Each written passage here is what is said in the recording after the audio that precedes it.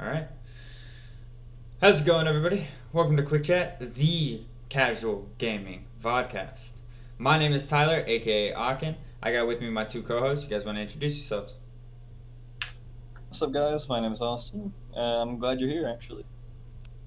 What's up, guys? I'm Tyler. It doesn't get confusing. So today we got a really cool episode for you. We are going to be breaking down three things really quick. This is why it's called Quick Chat, baby. So we're going to start with a couple questions that have been fielded to us. Tyler, what did you bring us? Why do we stay up so late? That's a I pretty mean- good question. My main reason for staying up so late is because I play with people from all over, not just my time zone, so I have to stay up late just to be able to play with people 2 hours behind me. Facts. Austin, What about you? So, with me, I find that a lot of the times, whether I'm playing a really competitive multiplayer game or just a single player game that I'm really kind of excited for and ready to play, it can suck me up into them for hours on end sometimes. I'll look at the clock, it might say midnight, and I'll check it again in what feels like an hour, maybe an hour and a half, and it's like 5 in the morning, and I've made a mistake.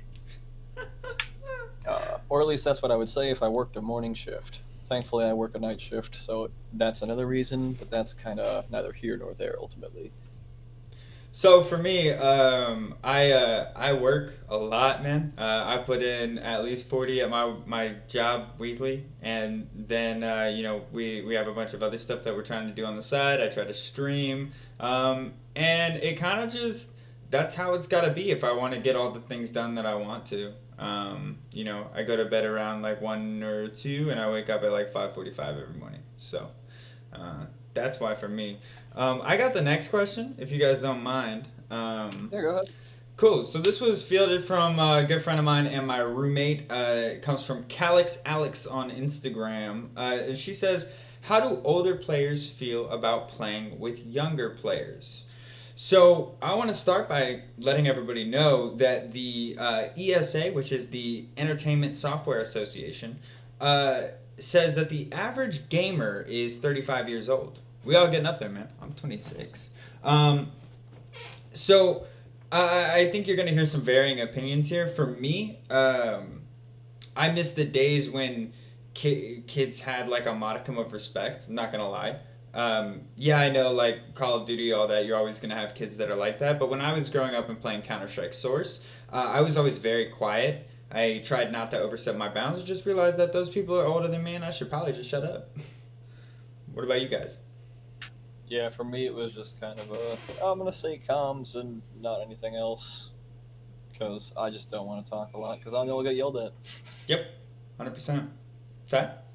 My view now, it's like, I am old, I'm 24, but, like, I don't mind playing with a younger kid, it just kind of upsets me on the inside whenever, I get clapped by an 8-year-old I Yep. feel it. Yeah. at a game that I've had, like, 400 hours in. Mm-hmm. Yep.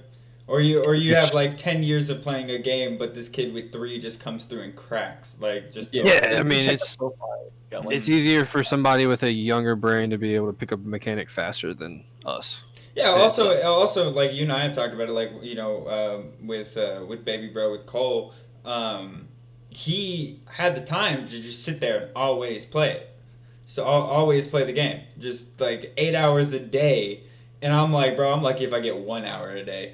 Like, so they yeah, man. Same, and that's honestly just why I don't play competitive that much because I'll only have maybe 3 or 4 hours out of the whole week with school to be able to play games. Right. 100%.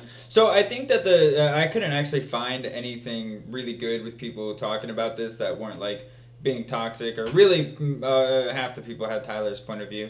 Um, but yeah, I would say like on a whole, I don't think any of us really mind because I think we all like understand that that's a crucial part of the process is being a young kid coming up in the games, being exposed to the culture, learning, so I don't think any of us are like mad that there are young kids playing games. I think in fact we support it wholeheartedly. I support old people playing games. I support my stepdad and my dad playing games. If Same you have here. fun playing it, play it. I don't care if you're 8 or 80. Doesn't matter. Absolutely. Absolutely. Yeah, my on that note, my grandfather plays Medal of Honor. I think it is on the Wii. It's crazy, crazy man. So Austin, you've got the final topic. You've got the heavy topic here. So we wanted to give him most of the space. So hit us with it, man. What do you got? So my coworker kind of asked me today. She hit me with the question of, how do I get started? And when she said that, she didn't mean like, how do I pick what console I want or what PC parts I need. She meant more like, how do I figure out what kind of games do I like? Obviously, from a gamer's point of view, the question is, well, what genre do you like? Do you like RPGs, first-person shooters? But that's not something that's going to work from the outside point of view. Totally, totally, absolutely. Like, I mean, asking people to define a genre that they know nothing about, like, oh, do you like RPG? I think where I start with a game, if I'm being honest, is what aesthetic am I looking for? Like, I don't like the medieval stuff like that. It's boring to me. I like sci-fi or like super ancient history. That's cool to me. So I look for games that are built around that aesthetic. So your cyberpunks, but most notably for me would be like the Deus Ex franchise. That's all like set in the future, super sci-fi-ish, along with pretty much the type of novels that I read. And those who can see my video right now will see that I have a bunch of I have my Isaac Asimov collection of books behind me because those are like my pride and joy. What about you, Tyler? What do you do? Honestly, you're gonna probably hate me for this, but like, I'll just get on Steam and just watch trailers, and if it's a trailer that I think that I'd like, if they have a demo for it, I'll demo it. If not, I'll wait for it to go on sale, or if I know I'm absolutely gonna like it, then I'll just get it then. Work. My number one answer to that question is probably to A, figure out the kind of setting you like Tyler said there, but then look online for reviews for games that you may find interesting. And anything that you run into, you're like, okay, that looks like it might be fun. Before you pull the trigger and buy it, look at a review, watch some gameplay, get a real understanding of what it actually is going to be before you put the money down, Mhm. so that way you don't run into that disappointment. Because Absolutely. as seasoned gamers, like I can go through the Steam library and be like, yep, that game's junk. I can tell just by looking at the way the character's moving, that's not going to be fun to play. Yep. Not worth my time. Yep. But somebody Yeah. new to it isn't going to know that. You're not going to know all that stuff. So you got to have somebody who already knows that can tell you, hey, this is that and this is why. Right. And I'm really glad that you Absolutely. brought that up. I was hoping that one of us would bring up like, go look on YouTube, watch a trailer. One of my biggest things that I want to like you to her or to them is when you find a game that seems interesting that you like let's say that you pick up whatever Final Fantasy XXX.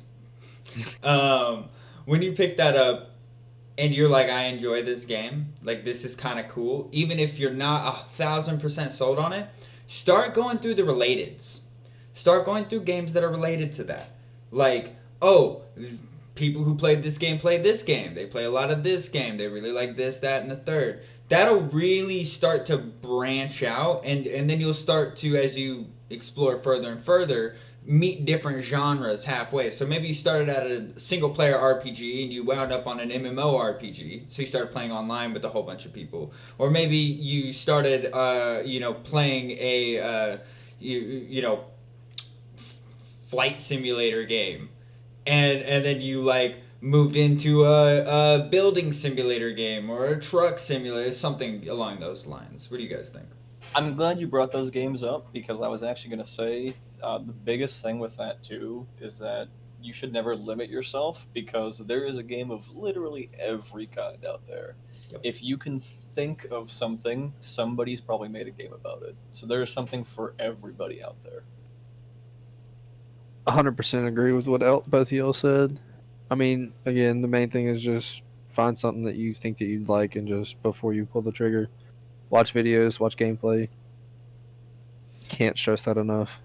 And then I just want to say one more thing. We got a couple minutes here before we got to call this good for today. But Can we actually really briefly touch on the don't forget the dollar per hour rule as well? Yes. Try to get that in where you can.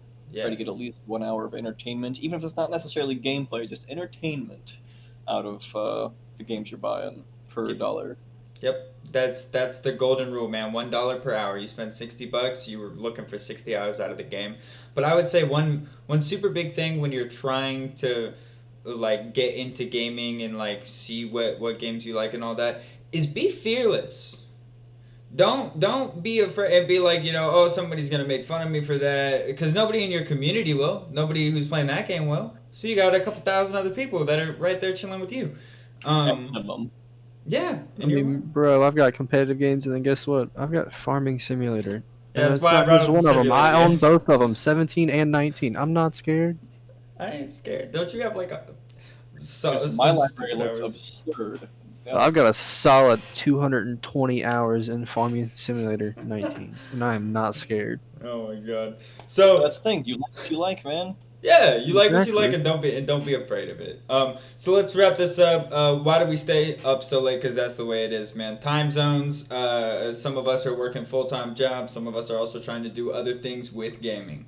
How do older players feel about playing with younger players? We love it and hate it. We hate that we get wrecked by you, but we love that the culture is just continuing to expand. Yeah, we love that people are playing the games and that we'll have more of the game, and then. Os, yours, you want to cap up yours? Yeah, so essentially just kind of how do you get started figuring out what kind of games you like? And really the answer is figure out the kind of setting, maybe a time period if you have something like that in mind you like, and just hunt for games that match that aesthetic, and then look up reviews and see if it looks like something you're actually interested in. Rock and roll. Well, man, that is all the time that we got today. We will be doing our live streams, which are much longer, and some of them will be pieced out and put on YouTube. But as always, just want to say from the Quick Chat crew, man, we love you guys. Thank you so much, everybody embarking on this journey with us. If you like this type of content, don't forget to subscribe, leave a comment, leave a like. It really helps us out. Algorithms suck. My name's Tyler Hensley, aka Hawken, and that's it from me. You guys want an outro? I pretty much did. We seriously love you guys so much. Thank you very much for tuning in and sticking around. My name has been Austin, and it's been great to have you. And if y'all have any questions, just leave it in the comments, especially if y'all want to have one featured next Wednesday. Drop in the comments. This is Tyler, aka Turbo, and we're out. Peace, guys.